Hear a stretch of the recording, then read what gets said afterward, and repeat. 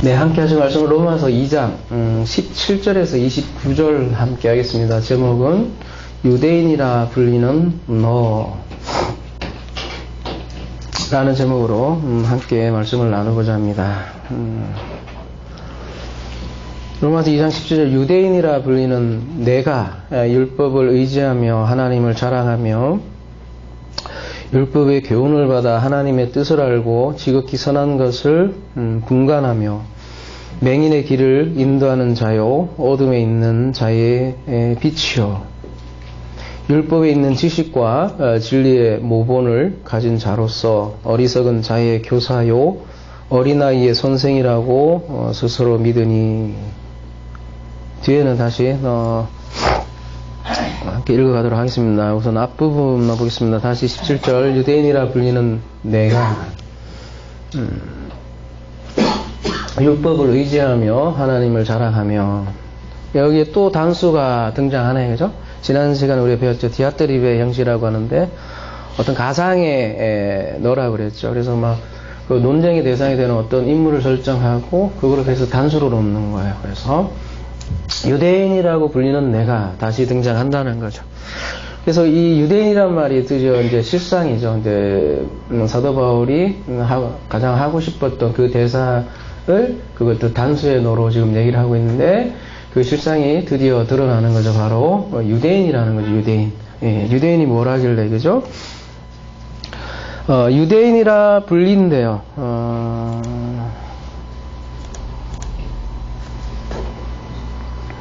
여기 불리는 것도 불러진다. 그 다음에 율법을 의지한다. 그 다음에 하나님을 자랑한다. 전부 다 옆에 보시면 여러분 중간태라고 이렇게 돼 있는데요. 여러가지 중간태가 여러가지 용법이 있는데요. 그 중에 하나가 강조하는 중간태도 있어요. 그래서 보면 그러니까 불리어진다는 거예요. 유대인이라 불리어지는 뭔가 강조를 하고 있는 거죠. 그러니까 거꾸로 얘기하면 유대인이라고 불리어지는 것을 자랑스럽게 생각하는 유대인이라는 거죠. 왜 그들이 유대인이라 이렇게 칭함을 받는 것을 좋아하냐면 율법 때문이라는 거죠. 율법을 받았다라는 거죠. 율법을 받았다라는 것은 유대인들이 생각에 어떤 의미를 가지겠어요? 뭐 아무나 율법을 준 것은 아니라고 생각을 한 거죠. 그네들은 시내산 언약을 맺었고 하나님께 특별히 선택한 민족이라는 일종의 그 자부심을 가지고 있었던 거죠. 유대인들이. 그 자부심이 이제 좀 더 확장되어서 어떤 종교적인 우월감을 가진 사람들이 바로 유대인이라는 거죠.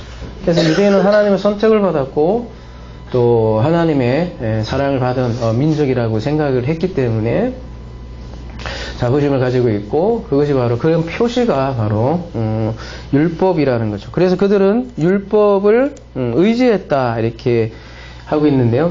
의지했다 에피 플러스 363에서 유래했다 하는데요. 이 300 아마 73일 거예요. 그렇죠? 아나파고 가끔 이렇게 에러도 있어요. 이 프로그램을 또 절대 100% 믿을 필요는 없어요. 근데 아무튼 보시면 이렇게 쉬다, 이렇게 앉아 있다 그런 뜻이거든요. 그러니까 율법 위에서 쉬고 있다, 앉아 있다 그런 얘기죠. 그건 무슨 얘기냐면 율법에서 위로를 받는다는 거죠. 그러니까 율법이 그들의 종교적 위로가 된다는 거죠. 율법대로 속죄제사를 드렸으니까 자신의 죄의 문제는 해결됐고 죄는 없다고 생각하고 그런 어떠한 종교적 위로를 받고 있고요. 그리고 또 하나님을 마지막으로는 유대인들에 대해서 얘기하고 있는데 하나님을 자랑한다 이렇게 얘기를 하고 있습니다. 그래서 이때 유대인이라 불리는 너, 이 단수의 너는 이 자긍심을 가진 너라는 거죠. 요즘 뭐 그런 드라마에서 나온 말이에요. 뭐 나 이대 나온 여자야 막 그런 얘기 하죠. 그죠? 드라마에서 나온 거예요? 나 이대 나온 여자 이렇게 할 때 이대 나왔다는 얘기는 일종의 이대에 대한 자부심을 얘기하는 거 아니겠어요? 그런 것처럼 나는 유대인이다라는 어떤 자긍심을 가지고 있는 거죠. 근데 오늘 우리가 이 본문을 유대인이라 불리던 너 이러니까 뭐라고 해야 되나 2000년 전에 그 유대인만 생각하고 오늘 본문을 읽는다면 오늘 본문을 제대로 이해할 수 없겠죠. 나하고 상관없는 얘기지 이렇게 돼버리죠. 그죠? 2000년 전에 유대인이고 나는 이 유대인과 상관없는 그냥 나야 이렇게 생각한다면 사도 바울이 얘기하는 것을 우리가 제대로 받을 수가 없다라는 거죠. 사실 사도 바울도 유대인이라 불리던 너 아닙니까? 사도 바울 자신조차도. 그죠? 그래서 이 가상의 너는 곧 사도 바울 자신 얘기이기도 한 거예요. 언제 자신의 얘기냐면 과거에 사도 바울 자신에 대한 고발이기도 한 거죠. 자기가 과거를 알았기 때문에 뭐 이런 얘기들을 또한 할 수 있는 거고요. 그래서 사도 바울의 과거의 모습이라고도 할 수 있는데요. 그 모습이 어떤지 보면 18절에 다시 율법의 교훈을 받아 하나님의 뜻을 알고 지극히 선한 것을 분간하며 무슨 얘기예요? 율법의 교훈을 받아서 하나님 뜻을 아는 거예요. 그래서 선한 것을 분별할 줄 알고 그래서 맹인의 길을 인도하는 자요. 어떤 사람들이 인도하는 자리에 서 있었고 또 어둠에 있는 자의 빛의 역할을 했다는 거죠. 그리고 율법에 있는 지식과 진리의 모본이라고 되어 있는데 그 모양을 가진 자였고 근데 또 어리석은 자를 위해서 교사도 했고 또 어린아이의 선생이라고 선생이었다는 거죠. 이게 사도 바울의 또 과거의 모습이기도 하고요. 근데 하나님의 뜻을 알고 이렇게 되어 있는데 왜 진짜 하나님의 뜻을 알았다는 건가요? 아니면 이렇게 쭉 진술이 되어 있다고 해서 지극히 선한 것을 분간하며 그렇게 해서 진짜 선한 것을 분별했다는 건가요? 그죠? 그 다음에 맹인의 길을 인도하는 자였고 그러할 만한 사람이었다는 건가요? 그래서 선생이라고 할 만한 진짜 선생이었냐는 거죠. 아니겠죠? 왜요? 네, 여기 마지막 여기에 있기 때문에 그죠? 이 말이 없으면 뭐 옛날에 그럴 수도 있겠다 이렇게 얘기했지만 스스로 믿음이 그러니까 나는 하나님의 뜻을 잘 알고 선한 것을 분별할 줄 알고 나는 선생이다 이렇게 스스로 믿는다 이렇게 믿는다라고 돼 있는데요. 이 믿는다라기보다는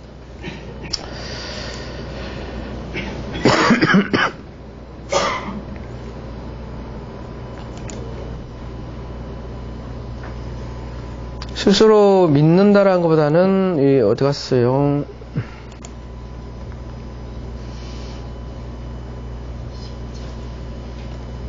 (19절에) 있나 보다. 그죠? 우리 개역개정에는 20절에 있어서 20절 줬는데 스스로 페이도 한대요. 그러니까 스스로 어떤 확신한다는 거죠. 스스로 확신. 그러니까 스스로 어떤 신념을 가졌다는 거죠. 그러니까 소위 말하는 자기 확신이죠. 그러니까 믿음이라기보다는 그죠? 그리스도의 믿음이라기보다는 자기 신념이라는 거죠. 그게 나는 하나님 뜻을 알고 분간할 줄 안다는 게 자기 신념으로 그렇게 가지고 있다는 거죠. 그래서 실제로 그것은 분별하다 아까 얘기했는데 도끼마저 된 것도 아니고 또 실제로 빛에 가는 것도 아닌데 스스로 그렇게 확신한다는 거죠. 그게 또 사도 바울의 과거의 모습이기도 한다는 거죠. 그래서 오늘 본문을 계속 보면 우리 율법 이러니까 뭐 그렇게 너무 어렵게 생각할 수도 있지만 이 율법을 그대로 오늘날 이 유대인이 다른 사람 얘기가 아니라면 곧 나에 대한 이야기라면 이 율법 대신 성경을 딱 집어넣어 보세요. 그러면 한번 봅시다. 누구 얘기인지를 보면 너무 와닿더라고요. 제가 그러니까 유대인이라 불리는 네가 성경을 그러니까 유대인 대신에 뭐라고 해야 될까요? 오늘날은 기독교인? 그리스도인? 그래요. 그리스도인이라 불리는 네가 성경을 의지하며 하나님을 자랑하며 성경의 교훈을 받았어. 그죠? 딱 저의 과거 지금은 또 혹시 아닐까라고 제가 알아놓으면서 딴 생각은 못하고 뭐 히브리나 헬라나 이런 게 안 되더라고요. 안 돌아가니까. 혹시 본문이 내 얘기하는 거 아닌가, 내 얘기 아닌가 수없이 물어봤네요. 그죠? 그러니까 성경의 교훈을 받았어요. 성경도 100독 이상 했고 나름 교리 교육도 잘 받았어요. 그리고 제자 교육도 확실히 다 받았고요. 그래서 하나님을 뜻을 안다고 자부를 하고 또 이제 기독교인이 기독교 세계관이라는 것 자체를 또 가지고 있잖아요. 그죠? 그래서 기독교인만의 세계관을 개발을 해서 그 세계관을 다른 불신자들에게 심어야 되지 않습니까? 국회에는 국회 나름대로 기독교 세계관에 맞는 국회를 만들어야 하고 정부를 만들어야 하고 이러한 기독교 세계관을 잘 정립하고 있어서 하나님 뜻을 잘 안다고 생각하는, 그래서 전도도 하려고 다니고 그죠? 과거에 유대인이라 불렸지만 오늘날은 그리스도인이라 혹은 기독교인이라 불리는 그 모습들이 사실 비슷하다는 거죠. 만약에 이러한 자들에게, 그러니까 이러한 기독교인에게 사도 바울이 만약에 이렇게 말한다면 그 듣는 사람은 어떤 생각이 들까요? 사도 바울의 말처럼 아니 그건 뭐야? 너의 확신이야. 그건 너의 믿음이지. 그건 사실 믿음이 아니다. 이렇게 얘기를 한다면 그 말을 듣는 사람은 상당히 충격을 받을 것이라는 거죠. 그게 사도 바울의 지금 오늘 고발장이라는 거죠. 바울이 스스로 자기 스스로가 유대인이었고 그 중에서도 바리새인이었다는 거죠. 그러니까 사도 바울이 누구보다도 바리새인에 대해서 잘 알고 있었지 않겠습니까? 그죠? 그러니까 본인도 그러니까 하나님 뜻을 안다고 생각을 했는데 알고 봤더니 나는 맹인에 불과했다 라는 사실을 깨달았던 거죠. 그게 사도행전에 잘 표현이 되고 있죠. 눈에 비늘이 씌어진 사도 바울의 모습으로 그리고 있죠. 그래서 그에게 새로운 빛으로 임하는 그리스도에 관한 얘기가 사도행전에 잘 그려져 있는데요. 자기 자신의 고백이기도 하고 자기 자신의 과거의 모습이라는 거죠. 이와 유사하게 오늘 유대인이라 불리는 굉장히 자긍심을 가지고 자부심을 가지고 있는 모습들이 오늘날 현대의 우리 기독교인들의 모습하고 너무나 닮아 있더라는 거죠. 더구나 작은 교단이 아니라 좀 그래도 나름 장자 교단이다, 가장 큰 교단이다 면 자부심이 더 많죠. 거기에다가 장착하고 있는 교리들이 어떤 허접한 교리들이 아니라 그죠? 최고의 개혁주의 혹은 개혁주의 전통 아래 있는 탄탄한 교리, 그죠? 정통 아래 있다고 생각하는 교단일수록 더 자부심은 있고, 거기에 등록하고, 거기에 출석을 하고, 거기에서 열심히 신앙생활 하는 그 자체로, 뭐라 해야 되나, 정통성을 보장한다고 할까요? 자부심을 가지고 있는 거죠. 나는 이렇게 탄탄한 교리와 탄탄한 정통과,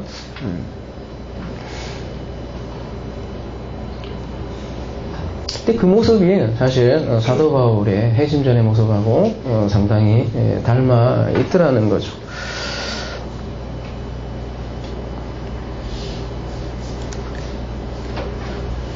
근데 21절에 이제 반전이 오죠. 그러면 다른 사람을 가르치는 내가 내 자신은 가르치지 아니하느냐, 도둑질 하지 말라 선포하는 내가 도둑질 하느냐, 간음하지 말라 말하는 내가 간음하느냐, 우상을 가증히 여기는 내가 신전 물건을 도둑질 하느냐, 율법을 자랑하는 내가 율법을 범함으로 하나님을 욕되게 하느냐, 기록된 바와 같이 하나님의 이름이 너희 때문에 이방인 중에서 모독을 받는도다.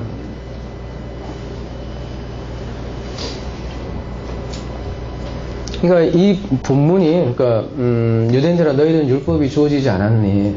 그러니까 율법을, 말로만 하지 말고 잘 지켜라. 그런 내용이 아니라 사실, 유대인들을 도둑이요, 살인자요, 간음자로 지금 고발하는 내용이죠. 그러면 유대인들이 얘기할 거야. 아니, 내가 언제 간음을 하고, 내가 언제 우상숭배를 했고, 내가 언제 도둑질을 했냐고 되묻는 유대인들이 상당히 많았을 거예요. 그죠? 싸잡아서 지금 얘기하니까 나는 실제로 평생 도둑질 안 했다니까, 인간아. 지금 대드는 유대인도 나올 거고요. 그죠? 이렇게 얘기하는 사람들에게 예수님도 이렇게 얘기하죠. 사도 바울의 오늘 언어와 예수님의 언어가 거의 유사해요. 보면 취지도 비슷하고. 한번 가볼게요. 우리가 이미 본 건데,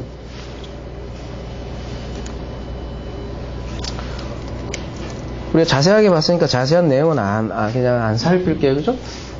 마태복음 5장 20절, 내가 너에게 이르노니 너희 의가 서기관과 바리새인보다 더 낫지 못하면 결코 천국에 들어가지 못하리라. 이렇게 얘기하시고서 뭐라고 하냐면, 옛 사람의 말한 바 사랑하지 말라, 살인하지 말라, 누구든지 살인하면 심판을 받게 되리라 하였다는 것을 너희가 들었으나 나는 너희에게 이르노니 형제에게 노하는 자마다 심판을 받게 되고, 형제를 대하여 라가라 하는 자는 공에 잡혀가게 되고, 미련한 놈이라 하는 자는 지옥불에 들어가게 되리라.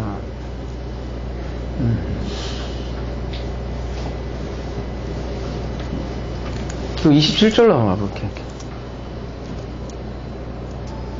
또 간음하지 말라 했다는 것을 너희가 들었으나 나는 너희에게 이르노니 음욕을 품고 여자를 보는 자마다 마음에 이미 간음하였느니라. 우리가 복잡하게 생각할 것 없이 이 본문을 복잡하게 들어갈 것도 없이 문자적으로, 그죠? 문자적으로는 나는 살인 안 했어, 이렇게 얼마든지 얘기하겠죠, 유대인이. 그죠? 이 듣는 사람들이 문자적으로 살인을 하지 않았을지 모르고 또 간음을 하지 않았을지 모르지만, 예수께서 얘기하는 거는 이런 얘기를 하는 배경은 모든 사람이 살인자요, 간음 잘하는 것을 예수 그리스도도 고발하는 내용이죠. 누구도 예외가 없다, 그 얘기를 하는 거죠. 그러면서 이 얘기했던 배경의 제일 첫 번째 말이 뭐예요? 너희 의가 서기관과 바리새인보다 더 낫지 못하면, 차원이 다르지 아니하면 결코 천국에 들어가지 못하리라. 이렇게 얘기하면서 어떤 다른 의를 얘기하려고 이런 얘기들을 하는 거잖아요. 그죠? 그래서 그 다른 의를 얘기를 하는데, 그 다른 의가 뭐예요? 차원이 다른 의. 그러니까 서기관과 바리새인들이 가지고 있는 의보다 다른 의를 소개하는데, 그 의가 뭐예요? 그게 굉장히 당황스러울 의죠. 보시면 누가복음 18장 가볼게요.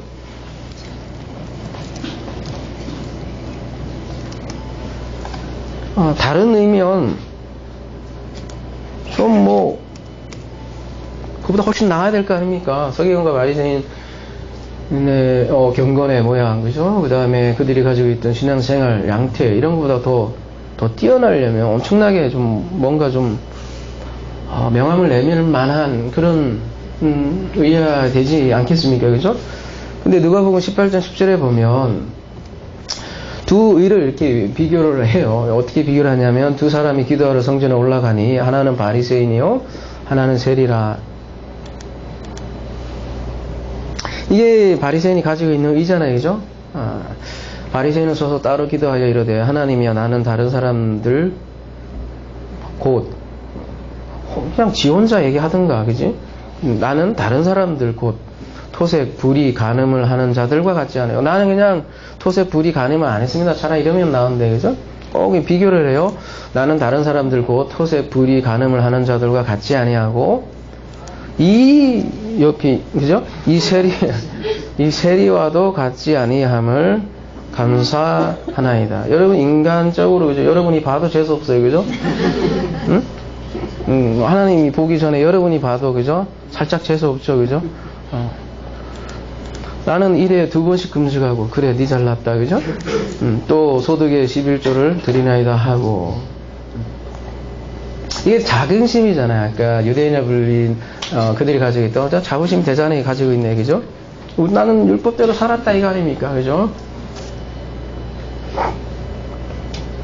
그 옆에 있는 세리들은 당연히 타락한 자들로 보였고죠. 불신지역으로 당연히 보였을 테고.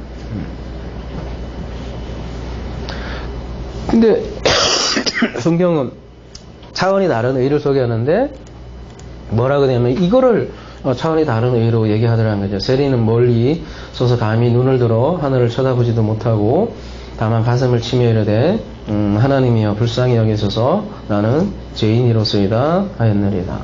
그래서 누구 편을 드냐면 내가 너에게 이르노니 이에 저 바리새인이 아니고 이 사람이 의롭다 하심을 받고 의에 대해서 얘기를 하잖아요. 그죠? 이게 차원이 다른 의로 소개를 하더라는 거죠. 이 사람이 의롭다 하심을 받고 그의 집으로 내려가느라 무릇 자기를 높이는 자는 낮아지고 자기를 낮추는 자는 높아진다. 이게 차원이 다른 의라는 거죠. 그러니까 인간 세상에서 살고 있는 그 저스티스 의와 전혀 성경은 다르게 얘기를 하고 있고 그렇기 때문에 다른 의다, 나은 의다, 차원이 다른 의다 이렇게 얘기하는 거죠. 한마디로 얘기하면 인간의 의가 아니다라는 거죠. 그렇기 때문에 차원이 다른 거죠. 그거를 하나님의 의라고 얘기하는 거죠. 그러니까 세리가 보면 가진 의라는 게 아무것도 없잖아요. 오히려 그거를 인정하는 자에게 하나님이 부어지는 의, 선물, 그것을 차원이 다른 의라고 그렇게 얘기를 하죠. 그래서 예수께서 가만히 보면 항상 꼭 바리새인들이 보는 앞에서 왜 그러신지, 그죠? 꼭 보면 식사를 해도 꼭 세리와 창녀들하고 식사를 해요, 그죠? 거기에 행동에 벌써 복음의 메시지가 담겨 있는 거죠. 세리와 창녀의 친구로 오신 그리스도. 내가 의인을 위해서 온 것이 아니라 죄인을 위해서 왔다. 병자를 위해서 왔다고 얘기하는 취지가 바로 그런 다른 의를 얘기하려고 계속해서 이렇게 항변하는 거죠. 그래서 예수께서는 여러분들 사복음서를 가만히 보세요. 무슨 일을 하셨나 가만히 보면 어떤 면에서 유대인들과 유대 땅에 왔잖아요. 어디 딴 곳에 온 것이 아니라 먼저는 유대인에게요. 그렇게 얘기하고 있는데 무슨 일을 했냐면 가만히 보면 유대인들과 맨날 싸우셨어. 가만히 보면 그죠? 세리하고 창녀는 친구였는데 좀 종교 지도자들이었죠. 그죠? 유대인들이. 근데 유대인들하고는 매일 트러블 관계에 있었던 거죠. 어떻게 보면 그의 생애가 유대인과 싸우다가 간 인생이다 이렇게 얘기할 수 있을 정도로 도대체 유대인들이 뭐가 문제였길, 그죠? 왜 나만 갖고 그래, 그런데, 그죠? 왜 유대인만 가지고 계속 이렇게 논쟁이 일어났냐는 거죠. 오늘 로마서에서도 궁극적으로 사도 바울이 고발하고자 했던 것이 유대인이거든요. 오늘 본문이 계속 바울의 고발장이라고 알려져 있는데 사실 예수님의 언어하고 똑같아요. 그 취지도 그렇고 그 내용도 그렇고 보시면 마태복음 23장 1절에 보면 이에 예수께서 무리와 제자들에게 말씀하여 이르시되 서기관들과 바리새인들이 어디에 앉았대요? 모세 자리에 앉았다 이렇게 얘기해요. 모세 자리에 앉았다는 얘기는 뭐예요? 그들이 모세의 자리에 앉아서 모세의 가르침을 가르쳤다는 얘기죠. 그죠? 그러므로 무엇인지 그들이 말하는 바는 행하고 지키되 그들이 하는 행위는 본받지 말라. 그들은 말만 하고 행하지 아니하며 뭔가 본질에서 벗어나 있다는 거죠. 그들의 그죠? 행위 자체가. 그리고 관역에서 벗어나 있다라는 거잖아요. 그리고 또 무거운 짐을 묶고 사람의 어깨에 지우되 자기는 이것을 한 손가락으로도 움직이려 하지 아니하고 뭔가 사람들에게 계속 짐을 주고 그죠? 굉장히 어렵게 하고 그들의 모든 행위를 사람에게 보이고자 하니 곧 그 경민띠를 넓게 하며 옷을 길게 하고 이런 그들의 모든 행위를 사람들에게 보이고자 하니 외식이라고 하는데 이 외식에 대해서는 우리가 산상순에서 그죠? 6장에서 자세하게 보았던 것 같아요. 그죠? 그들의 외식을 지적을 하는 거죠. 그리고 잔치의 윗자리와 해당의 높은 자리와 시장에서 문안받는 것과 사람에게 랍비라 칭함을 받는 것을 좋아하느니라.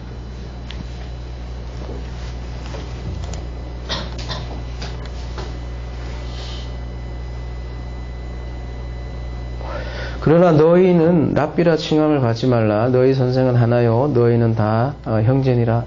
땅에 있는 자를 아버지라 하지 말라. 너희 아버지는 한 분이시니 곧 하늘에 계시니라. 근데 갑자기 지금 갑자기 생각나는데 그죠? 어디는 파파라고 불러요, 그죠? 그건 또 왜 그런지 모르겠어요, 그죠? 제가 어디라고 구체적으로 얘기 안 할게요, 그죠? 파파라고 그래요, 파파. 예. 종교 지도자를, 그죠? 또한 지도자라 칭함을 받지 말라. 너희 지도자는 한 분이시니 곧 그리스도시라. 너희 중에 큰 자는 너희를 섬기는 자가 되어야 하리라. 쭉 이렇게 얘기하는 거 보세요. 누구든지 자기를 높이는 자는 낮아지고 누구든지 자기를 낮추는 자는 높아지리라. 여기서 또 충격적인 얘기를 하네요. 그죠? 13절에 화 있을진저 외식하는 서기관들과 바리새인들이여 너희는 천국문을 사람들 앞에서 닫고 너희도 들어가지 않고 들어가려 하는 자도 들어가지 못하게 하는도다. 화 있을진저 외식하는 서기관들과 바리새인들이여 너희는 교인 한 사람을 얻기 하여 바다와 육지를 두루 다니다가 생기면 너희보다 배나 더 지옥 자식이 되게 하는도다.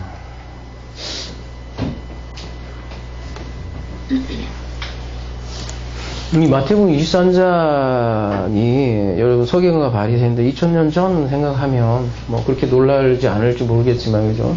오늘날 우리의 모습을 이렇게 보면 깜짝깜짝 놀랄 때가 많아요. 아까도 얘기했듯이 교회에서 기독교 세계관도 만들고 그죠? 그 법을 세상에 심어야 된다고 생각을 하는데 그리고 열심히 전도를 해서 천국을 데려가려고 열심히 이렇게 노력하는데 지금 무슨 말 하냐면 근데 어쩌나 지도 지옥에 가고 남들도 지옥 자식 되게 한다고 이렇게 한탄하고 있지 않습니까? 그죠?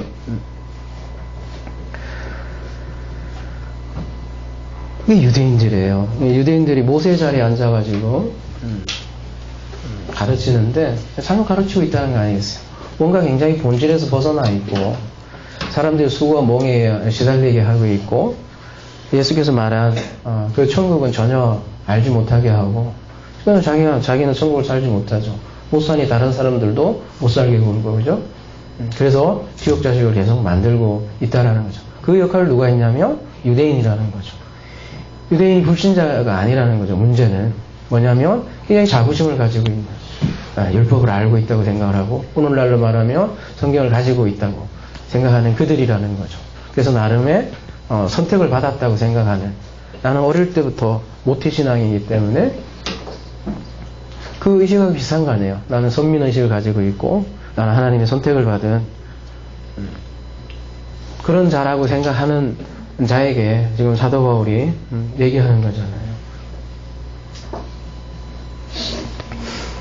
이게 유대인이라는 거죠. 계시록에서 그래서 유대인을 어떻게까지 표현하냐면 이렇게까지 표현하네요. 내가 내 환난과 궁핍을 알거니와 실상은 내가 부요한 자니라 자칭 유대인이라 하는 자들의 비방도 알거니와 실상은 유대인이 아니요 뭐라 그래요? 사탄의 회당이다.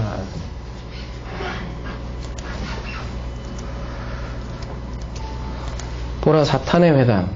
사탄의 회당이 어디 다른 데 있는 게 아니라 그죠? 곧 자칭 유대인이라 하나 그렇지 아니하고 거짓말하는 중에서 몇을 내게 주어 그들로 와서 내 발 앞에 절하게 하고 내가 너를 사랑한 줄 알게 하리라. 이렇게 사탄의 회당 곧 자칭 유대인이다 이렇게 얘기를 하고 있어요. 근데 유대인들이 교회에 그 당시 모여 있겠죠. 근데 교회라 하지 않고 사탄의 해당이다 이렇게 일갈하는 거죠. 왜요? 그들이 뭔가 복음을 흘리고 있기 때문이죠. 예수께서 복음을 전했어요. 그리고 그 복음을 제자들이 전했단 말이죠. 그 복음은 무슨 복음이에요? 은혜 복음이죠. 하나님 나라죠. 하나님 나라는 하나님께서 오시는 나라죠. 은혜로 침공하는 나라죠. 은혜의 복음을 그렇게 전했는데 이 유대인들이 이렇게 교회에 있어가지고는 그 복음의 본질을 자꾸 흔들어 제끼는 거예요. 그래서 말하자면 사탄짓 하는 거죠. 그죠? 계속해서 선물로 받은 은혜, 구원을 얘기를 하고 있는데 그 안에 유대인들이 가만히 들어보니까 자꾸 초를 치는 거죠. 쉽게 얘기하면. 뭘 가지고 이렇게 유대인들이 초를 쳤을까요? 제가 언젠가 그런 얘기 했죠. 그래, 복음 좋지. 그런데 말이야, 이거는 해야지. 그런 취지로 꼭 누군가가 이렇게 조건을 만드는 사람들이 있다고 그랬잖아요. 그죠? 예수 그리스도 믿는 거, 구원 받는 거 좋아. 근데, 할례는 받아야지. 응? 옛날 거 이렇게 막 뒤적가면서 봐라. 아브라함 할례 받았고, 다 할례 받았지 않냐. 반드시 할례는 받아야지. 그래, 누가 아니래. 예수, 그래, 오직 예수 좋아. 오직 믿음 좋은데, 할례를 받아야지. 그래서 실제로 그 유대인들이, 이방인들이 들어오면 꼭 할례를 받게 요구를 했고, 그러니까 초대교회 때 그러한 일들이 일어났다라는 거죠. 그래서, 대표적인 예로, 할례로, 오늘 본문에서는, 더 설명을 하는 거예요. 뭐라고 얘기하냐면, 25절, 내가 율법을 행하면 할례가 유익하나 만일 율법을 범하면 내 할례가는 무할례가 되느니라. 그런즉 무할례자가 율법의 규례를 지키면 그 무할례를 할례와 같이 여길 것이 아니냐. 또한 본래 무할례자가 율법을 온전히 지키면 율법 조문과 할례를 가지고 율법을 범하는 너를 정죄하지 아니하겠느냐. 무릇 표면적 유대인이 아니요 표면적 육신의 할례가 아니니라. 29절 마저 할게요.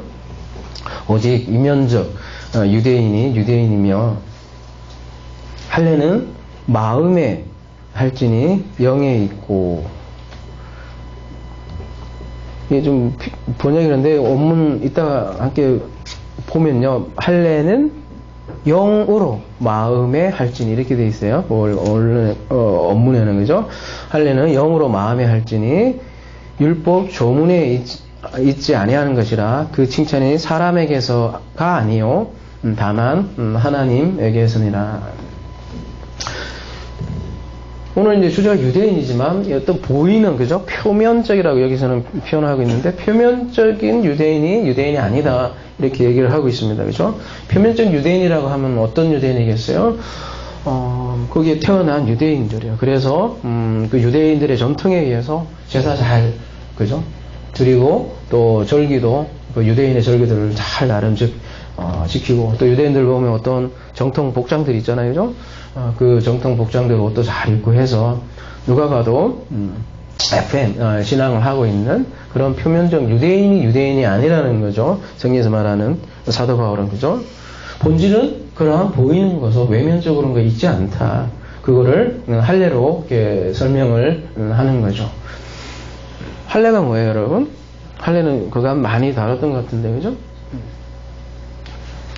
어릴 때 할례가 뭐예요, 그러면? 여기 쭈삐쭈삐 말을 안 해주더라고요. 그죠? 남자의 꼬추를 자르는 거죠, 그죠? 끝을. 그 이스라엘인들에게만 행했다, 이렇게 생각할지 모르겠는데, 그 당시 고대 근동에 보면 주변의 국가들에게도 그런 뭐라고 해야 되나, 널리 행해졌던 그런 관습이라는 거죠. 그런 관습을 하나님께서 이렇게 취하셔서 뭔가 이렇게 알려주기 위한 게 할례였다는 거죠. 그래서 사실 할례라는 거는 엄밀히 따지면 이스라엘만을 위한 이스라엘만 행한 그런 관습은 아니었다라는 거죠. 근데 유대인들은 마치 그게 자기들의 전유물인 양, 그죠?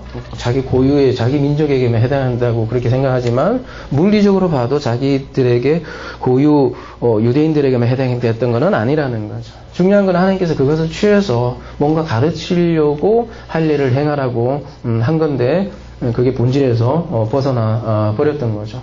근데 이 할례가 퍽이 뭐 대단한 거냐 이렇게 여러분이 생각할지도 모르겠어요. 근데 이 할례가 초대교회 때 가장 뭐라 해야 되나요? 핫한? 아니 가장 이렇게 논쟁거리가 되었던 거죠. 그래서 사도행전에 보면 그런 모습들이 실제로 나타나잖아요. 사도행전 15장 1절에 보면 어떤 사람이 유대로부터 내려와서요, 그죠? 형제들을 가르치시되 너희가 모세의 법대로 할례를 받지 아니하면 능히 구원을 받지 못하리라 하니 이런 말까지도 하는 거죠.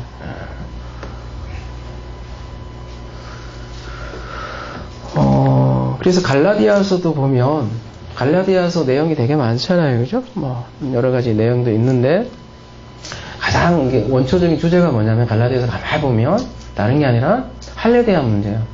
할례에 대한 주제가 가장 많고 할례를 하냐 마냐 그게 굉장히 그들에게는 중요한 문제였다는 거죠. 그래서 갈라디아서 잠깐 가보면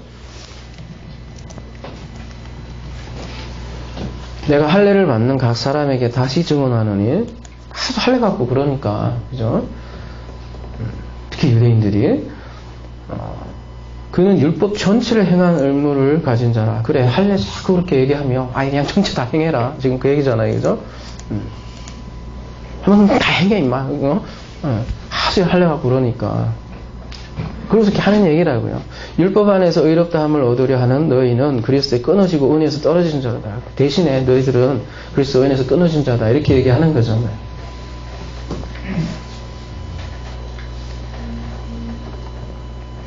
그러니까 할례를 바울에게 있어서는 왜 할례를 그렇게 하는 게 이렇게까지 얘기를 할까요? 그리스도에게서 끊어진 자다. 할례를 하는 것만이지, 그죠? 근데 그거 한다는 자체가 벌써 복음을 심각하게 훼손하는 것 때문에 이렇게 대척점에 서 있는 거죠. 다시 율법으로 돌아가는 거죠. 그거로 인해서.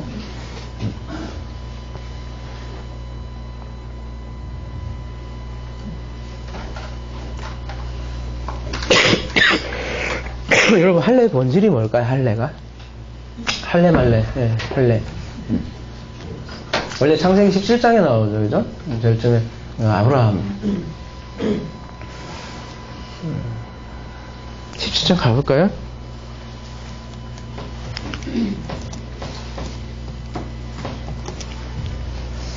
너희 중 남자는 다 할례를 받으라. 이것이 나와 너희와 너희 후손 사이에 지킬 내 언약이니라.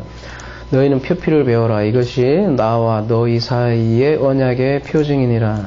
너희의 대대로 모든 남자는 집에서 난 자나 또는 너희 자손이 아니라 이방 사람에게서 돈으로 산 자를 막론하고 난 지 8일 만에 할례를 받을 것이라. 근데 요 17장이 언제 배경이 뭐죠? 보면 하나님께서 이제 아들을 약속을 했죠. 아들을 약속했는데 아들이 어떻게 해요? 잘 안 나와요. 잘 안 나오니까 아브라함이 어떻게 하죠? 그 종을 통해서 한번 아들을 낳으려고 이렇게 종을 통해서 이제 아들을 낳는 걸 이렇게 시도를 하죠. 그리고 난 아들이 아마 이스마엘의 얘기죠.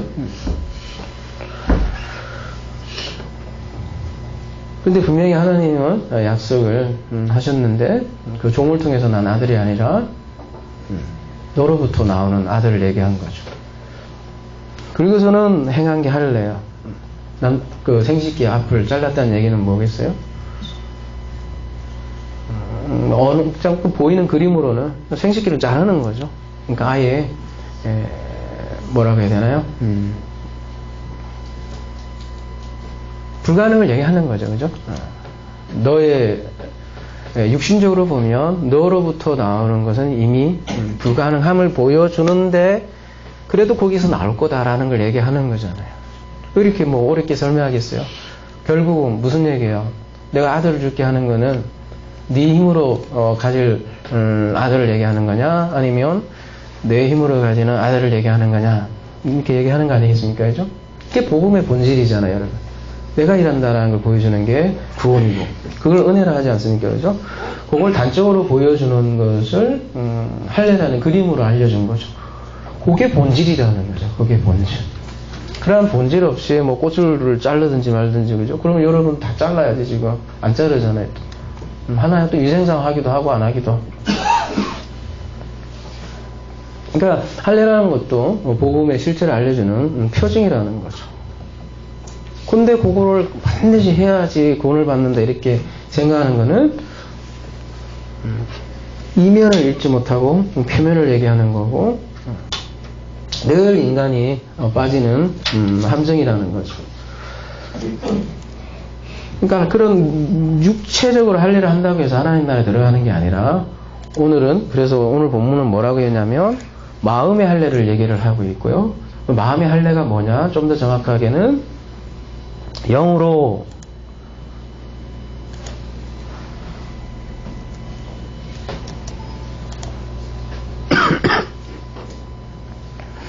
마음의 할례인데요, 그죠? 그 다음에 여기에 영으로 마음의 할례. 근데 본문은 그냥 원문은 이렇게 돼 있어요, 그죠? 영으로 하는 마음의 할례. 그럼 영으로 하는 마음의 할례는 뭐냐? 물론 이 영은 그리스도의 영이죠, 그죠? 할례가 죽음이라 그랬어요, 그죠? 죽음으로 인한 마음의 할례라는 거죠. 십자가 죽음이죠. 근데 그 십자가 죽음이 나의 죽음이 되는 것을 할례라고 하는 거죠. 죽음의 동참이고요. 그래서 구약에서도 이미 그 할례의 본질이 겉으로 하는 것은 하나의 표징이고, 진짜는 마음에 하는 거다 이미 얘기를 하고 있고요. 신명기에 이미 그 얘기를 하고 있고,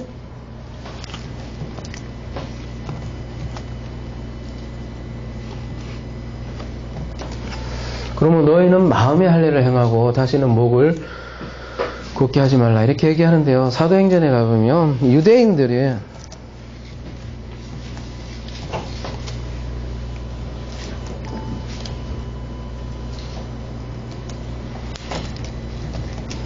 목이 곧고 마음과 기의 할례를 받지 못한 사람들아, 너희도 너희 조상과 같이 항상 성경을 거스리는도다. 유대인들이 마음의 할례를 받지 못하면 성령을 거스린다는 거죠. 근데 그렇게 그런 자들을 향한 이미 약속이 또 신명기에 돼 있는데요. 이렇게 얘기를 하고 있네요. 30장 6절. 내 하나님 여호와께서 내 마음과 내 자손의 마음의 할례를 베푸사 너로 마음을 다하며 뜻을 다하여 내 하나님 여호와를 사랑하게 하사 너로 생명을 얻게 하실 것이며. 그러니까 참된 할례라는 것은 육체 하는 것이 아니라 하나님에 의해서 베풀어지는 것을 참된 할례라고 하고, 그 하나님에 의해서 어디에다가 행해지냐면 마음에 행해진다는 거죠.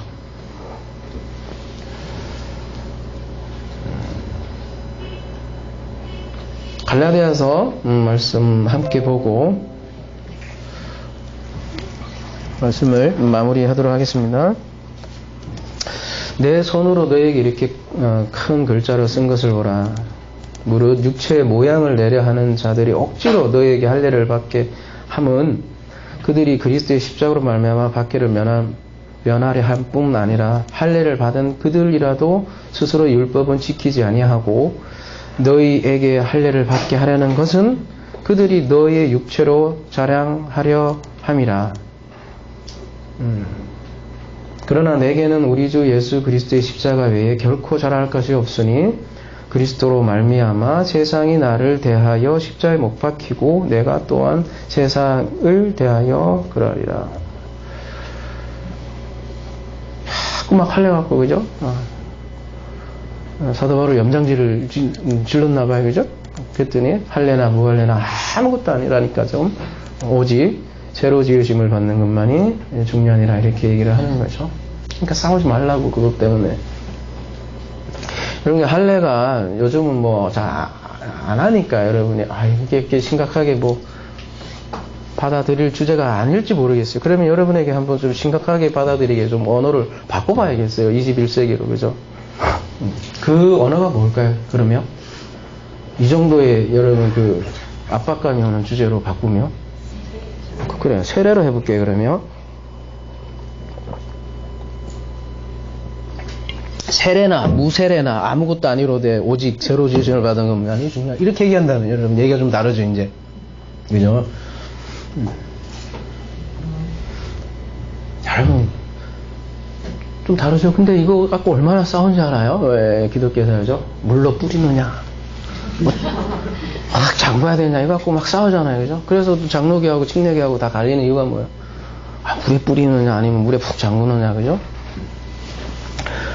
번역도 여기 막 침례냐 세례냐 막 이렇게 막 싸우고, 그죠? 아예 침례로 나오는 성격도 하나 있고 그렇잖아요, 그죠? 근데 막 그렇게 싸우는 사람들에게죠, 만약에 사도 바울이 오늘날 세례나 무세례나 아무것도 아니도 이렇게 얘기하면 그 어감하고 거의 보다도 더 했다는 거죠. 이 할례라는 거는, 그죠? 그리고 또 제가 여러 번 얘기했지만 우리 기독교회사 가운데, 그죠? 수많은 살인이 일어났는데 5천만 명이 넘는 사람이 죽어갔다 했잖아요. 무슨 문제로? 유아 세례냐 성인 세례냐 이거 갖고 주라고 싸운 거 아니에요, 그죠? 다시 재세례냐, 유아 세례는 얼마나 그 신앙 고백의 표현이냐고. 예정론에 잘 표현한 거 아니다. 쥐 알지도 못하는 놈을 누가 세례해주면 걔가 뭐 안에 믿음이 있냐, 이렇게 죽으라고 싸우는 거 아니에요, 그죠? 그런 사람들 앞에 사도 바울이 그거 아무것도 아니라니까 이렇게 얘기한다면 여러분 어떤 뉘앙스로 들리겠느냐. 그 정도로 얘기하는 게 할례라고요. 예를 들면 세례하는 게 말이야, 그 겉으로 그 뭐죠, 여러분 한강에 쳐박던, 그지? 물을 이렇게 좀 뿌려주던 그거 아니라 마음에 가는 세례라니까. 지금도 마찬가지잖아요. 뭐 물세례냐 성령세례냐 이렇게 싸우는데, 그죠?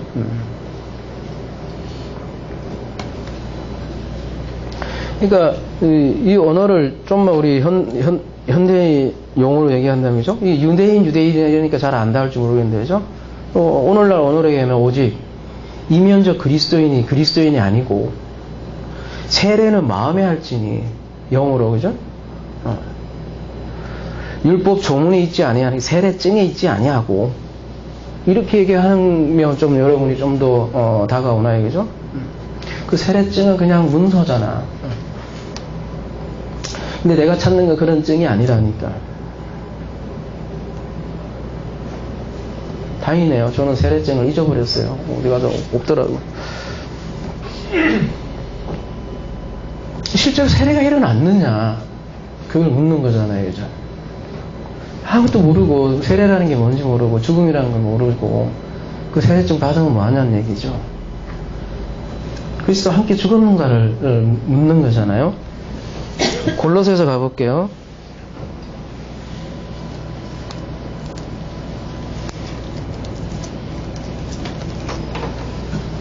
또 그 안에서 너희가 손으로 하지 아니한 할례를 받았으니 곧, 그러니까 다른 할례를 얘기하는 거잖아요, 그죠? 곧 육의 몸을 벗는 것이요 그리스도의 할례니라.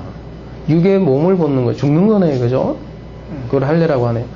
그리고서 그 다음에 바로 너희가 침례로 또 침례하니까 또 세례를 해야 된다 생각 좀 하지만 상관없어요, 그죠? 세례나 침례나 너희가 침례로 그리스도와 함께 장사되고 또 죽은 자들 가운데서 그를 일으키신 하나님의 역사를 믿음으로 말미암아 그 안에서 함께 일으키심을 받았느니라.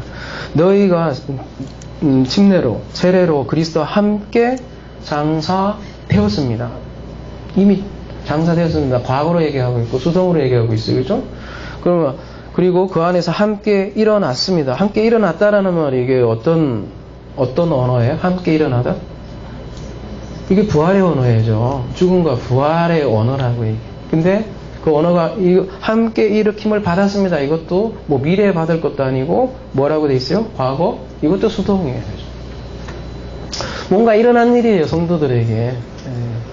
죽음과 부활이라는 자체가.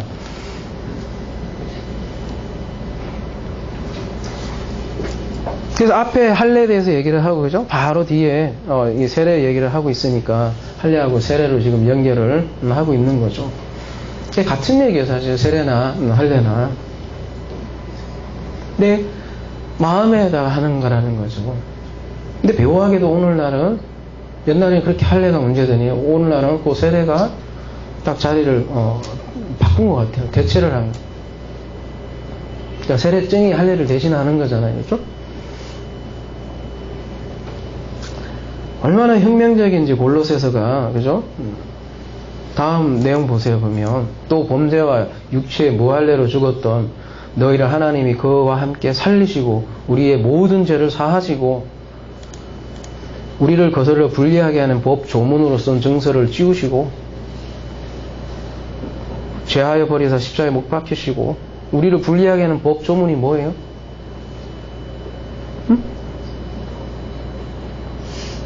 쉽게 얘기하면 우리를 고발하던 모든 율법들을 다 그냥 증서를 다 지우시고 제하시고 그죠? 십자가에다 그냥 다 못 박았다는 거 아니에요, 그죠? 그리고 통치자들과 권세들과 무력하여 드러내어 구경거리에 삼으시고 십자가로 그들을 이기셨느니라. 그리고 뭐라고 하냐면 그러므로 먹고 마시는 것과 절기나 초하루나 안식일을 위로 누구든지 너희를 비판하지 못하게 하라.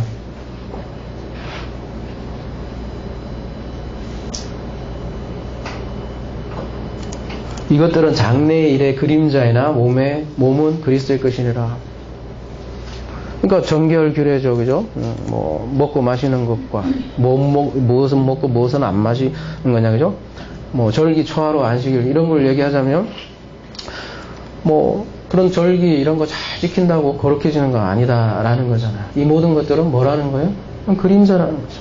그리고서는 본질에 대해서 얘기를 하고 있고요. 본질은 그리스도다 이렇게 얘기를 하고 있잖아요. 오늘 우리 본문도 마찬가지죠. 여호와서도 마찬가지로 우리에게 본질로 초대를 하고 있고요.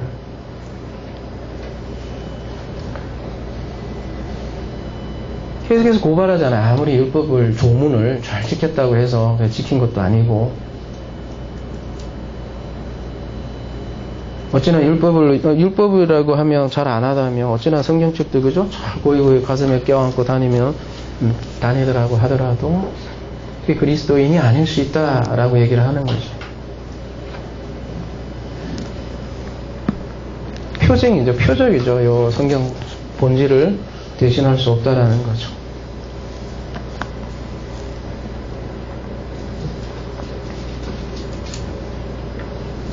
표면적 기독교인이 기독교인이 아니라는 거죠. 지금도 마찬가지로 감리교요, 장로교, 침노교, 침례교 그 속했다고 그 사람을 결정하는 것 아니라는 거죠. 그러면 뭐가 이면적 기독교인이냐, 뭐가 진짜 기독교인이냐 이렇게 우리에게 오늘날 언어로 얘기를 할 수도 있겠죠, 그죠? 이면적이라고 하는 이 이면적이라는 이면적 유대인 이면적 그리스도인이라고 해도 우리에게 그죠? 할 만한 그 이면적이란 말이 뭐죠? 어디 갔어? 크리프토스라고 그랬는데요. 감춰진 은밀한 이런 뜻인데 우리 지금 산상선에서 많이 본 그런 단어죠, 그죠? 우리 산상선에서 외식에 대해서 계속 아까 얘기했다 했잖아요. 그리스도께서. 그러면서 그에 반대되는 개념으로 은밀한 구제. 외식의 구제 반대 개념으로 은밀한 구제. 외식의 기도 반대 개념으로 은밀한 기도. 은밀한 금식. 이것을 계속해서 얘기했잖아요. 그때 은밀하다라는 건 뭐예요?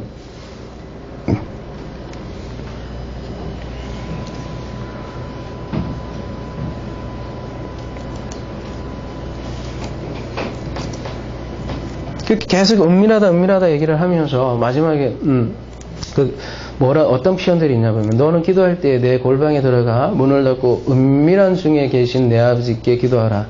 은밀한 중에 보시는 내 아버지께서 갚으시리라. 이 은밀한 중에 계시다는 게 뭘까요? 아버지께 은밀한 중에 계신 내 아버지.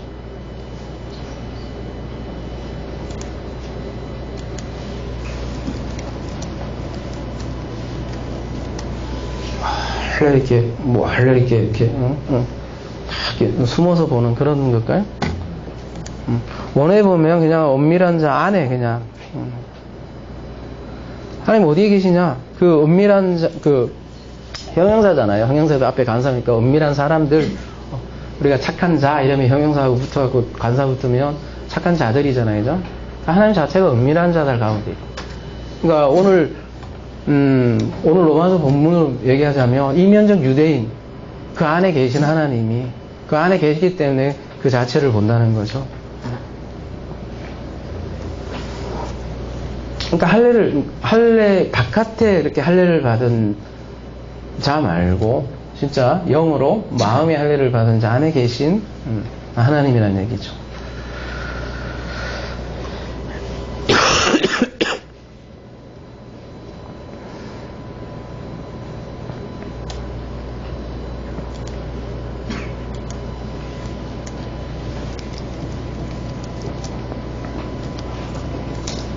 에스겔서 말씀 한 곳 보고 진짜 말씀을 마무리하겠습니다. 36장 25절 맑은 물을 너희에게 뿌려서 너희로 정결하게 하되 곧 너희 모든 더러운 것에서와 모든 우상 숭배에서 너희를 정결하게 할 것이며, 하나님께서 하시는 거예요. 그죠?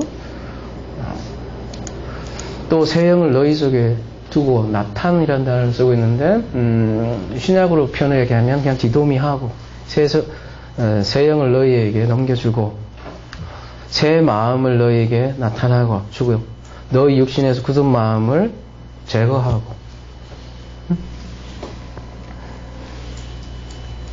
여러분, 제거한다는 말이 말하자면 그 우리 안에 있는 암이 있어요. 그러면은 그 암덩어리를 제거하고,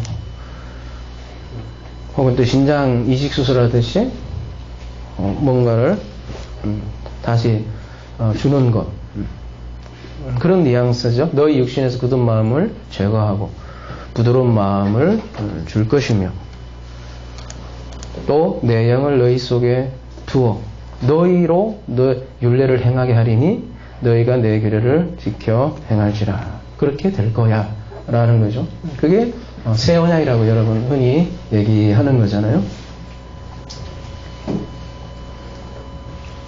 그게 오늘 본문으로 얘기하면 표면적 유대인에서 이면적 유대인으로 만들 거야 라는 얘기죠. 뭘로요? 영으로. 엔푸즈마티, 마음의 할례를 가진 유대인이라는 거죠. 그 사람이 바로 누구예요? 어떻게 보면 사도 바울이죠. 사도 바울이 표면적 유대인이었죠. 그래서 바리새인 중에 바리새인이고,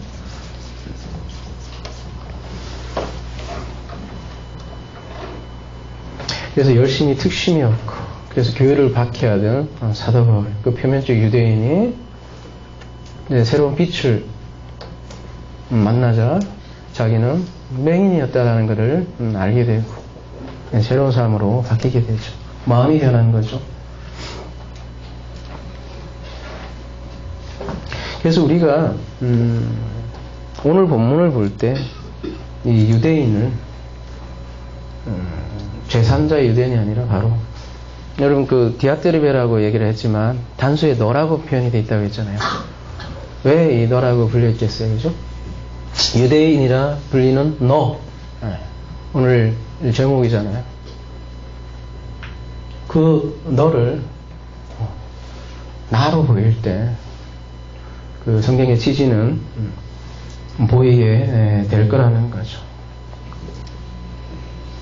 유대인이 되어 있는 자신을 발견하는 사람이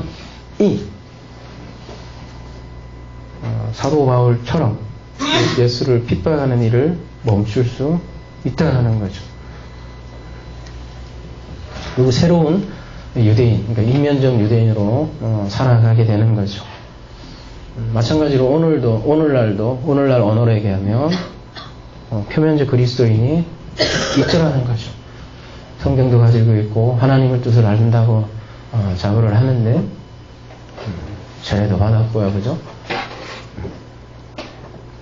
모든 성경은 다 쫓아다니면서 말씀을 전했는데 사실은 전혀 모를 수도 있다라는 그 질문 한 번만 던져보자고요, 각자들에게. 그죠? 여기 앉아있는 모든 분들도 마찬가지로 아직도 나는 유대인이, 표면적 유대인이 아닐까라는 질문. 나는 무조건 아니야. 이런 당연한 자기 확신이 아니라 자기에게 던져보아야 할 우리에게 하고 있는 사도 바울의 언어니까 유대인이라 불리는 no. 지금 언어로 얘기하면 그리스도인이라 불리는 no.